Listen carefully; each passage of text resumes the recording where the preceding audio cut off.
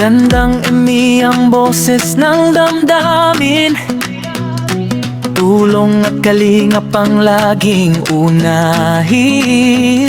Hello everyone! Welcome back again to my channel. So for today's video mga kalingap, kumustahin natin si Finiel. Kumusta na ba si Finiel mga kalingap? Alam ko marami yung nag-aabang din kung ano na ba yung nangyayari kay Finiel ng mga kalingap.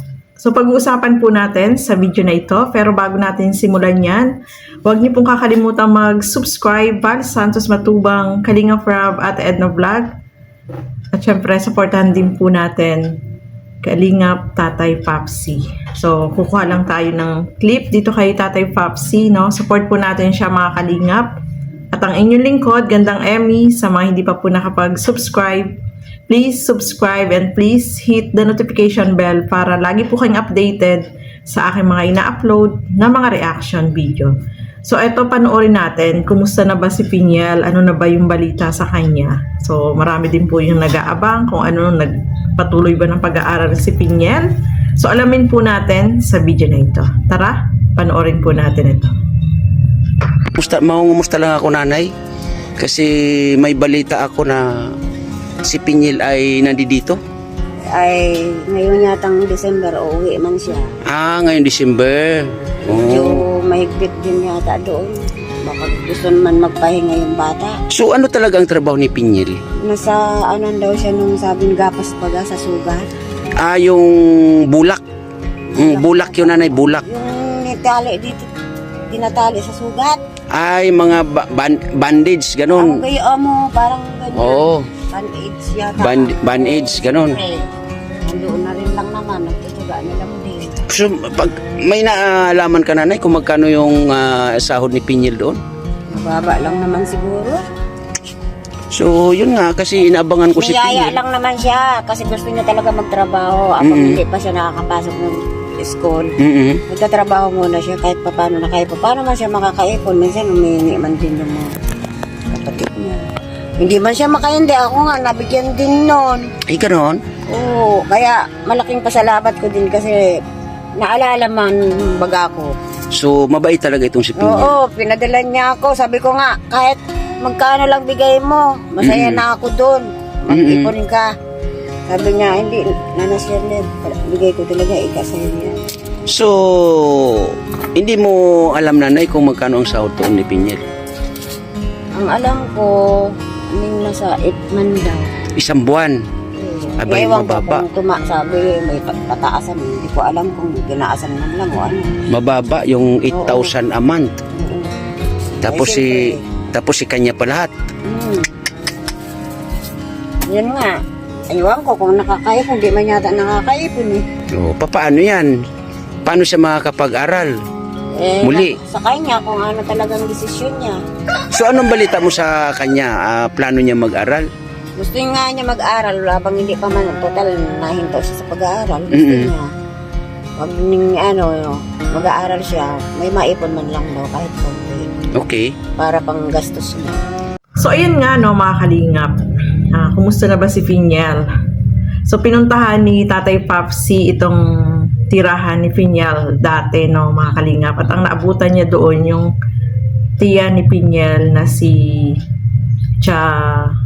Shirley, yung tiyahin si Nanay Shirley no mga kalingap. So itong si Finiel pala hindi na siya nag-aaral no. Hindi na siya pumapasok at mayroon siyang trabaho. Hindi nabanggit kung saan lugar yun. At yun nga, ang sabi niyong tiyahin is nagtrabaho siya. Almost 1 year na din, no, mga kalingap. Kasi hindi na siya nagpatuloy ng kanyang pag-aaral simula nung lumipat siya dyan sa kanila, bumalik siya. Tapos parang isinama lang siya nung kaibigan para magtrabaho. So doon na siya nagtrabaho. At hindi na siya patuloy ng pag-aaral ng mga kalingap. At ayun nga, nasabi dyan nung tiyahin na by December is uuwi ng dyan sa kanila si Finiel para magbakasyon.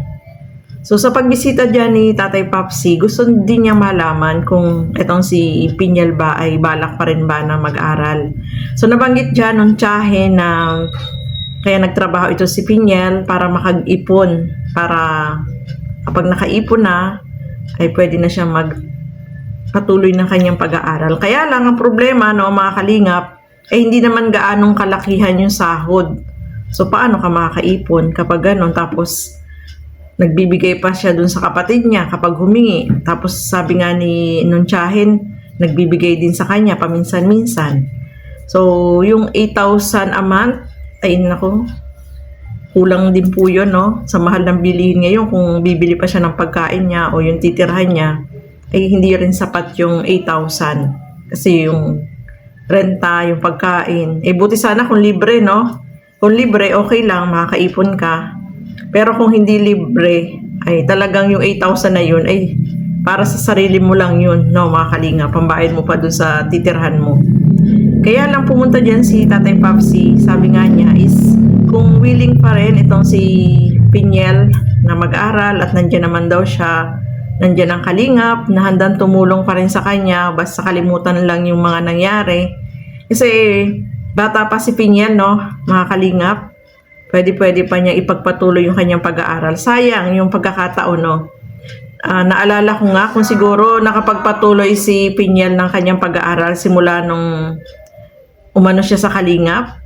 Siguro third year college na siya, no, mga kalingap. Kasi kung hindi siya umalis, ay baka ganun na, no, third year. So, yung pangarap niya na maging teacher ay sana ay matutupad na niya, no. Kaya lang, may mga pangyayari talaga na hindi inaasahan na iba yung nangyari. Pero hindi pa naman po hulian lahat, no, mga kalingap. Dahil bata pa naman si Piniel, sabi nga, habang may buhay, may pag-asa. At sana yung goal niya na makapagpatuloy ng pag-aaral ay i-push niya yun, no, mga kalingap. Kasi sayang yung opportunity. Kasi alam natin, kapag wala kang natapos, mahirap talagang maghanap ng trabaho. So kapag halimbawa naging teacher siya, pwede siyang magturo. Medyo okay naman ang sahod ng teacher, no, mga kalingap. So sana itong goal ni Piniel na magpatuloy ng pag-aaral ay sana ay matupad niya, no. Nandiyan naman si Tatay Papsi, sabi nga niya, willing naman siyang tumulong. Nandiyan ang kalingap kung gusto niya, no. Sa kalingap naman, kapag gusto mo talaga mag-aral, bibigyan ka naman ng second chance, di ba? So sana mapag-isipan maigi ni Piniel kung ano ba talaga yung gusto niya at sana focus siya sa pag-aaral. Hindi sa ano pa man, no, mga kalingap, kasi mahirap, no? Kaya nasabi nga dyan nung tiyahin na nung nakatira siya doon sa dati niyang tinitirhan, di ba nag-aaral siya, hindi siya makapokus sa pag-aaral kasi iniisip niya may trabaho pa siyang gagawin, tutulong, di ba? Kasi nakikitira lang siya noon, no, mga kalingap. Kaya mahirap din po na ganon yung sitwasyon. Kaya siguro hindi naging maganda yung nangyari. Umalis din po siya doon at baka merong hindi natin alam kung ano yung kadahilanan, no, mga kalingap. Pero hindi pa naman po huli ang lahat, no. Piniel, sana ay ipagpatuloy mo yung pag-aaral mo. Sayang yung pagkakataon kasi bata pa siya. Mas maganda yung edukasyon, yung i-focus niya sa ngayon, no. At sana ay makaipon din siya dun sa trabaho niya ngayon. Sana ay mapag-ipunan niya yung kanyang pangarap na makapagpatuloy yung kanyang pag-aaral. So, ayan po, no, mga kalingap, maraming salamat po sa inyong walang sawang panunood at pagsuporta dito sa aking mga ginagawang reaction video. Supportahan po natin si Kalingap Tatay Papsi, no? Support po natin, marami siyang mga ginagawang charity vlog at tuloy-tuloy yung kanyang pagtulong. At yung mga Kalingap partners, Kalingap Reactor, ang inyong lingkod, Gandang Emmy. Sa mga hindi pa po nakapag-subscribe, please subscribe and please hit the notification bell para lagi po kayong updated sa aking mga ina-upload na mga reaction video. So hanggang dito na lamang po muna. Thank you and God bless sa atin lahat. Bye-bye po!